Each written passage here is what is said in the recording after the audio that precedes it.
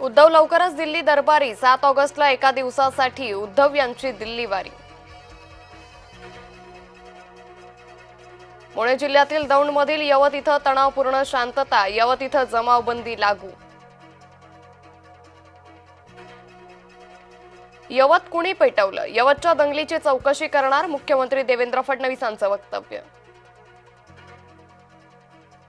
साध्वी प्रज्ञा सिंह यांची तब्येत बिघडली, मुंबईच्या रुग्णालयात प्रज्ञा सिंह ठाकूर यांच्यावर उपचार सुरू।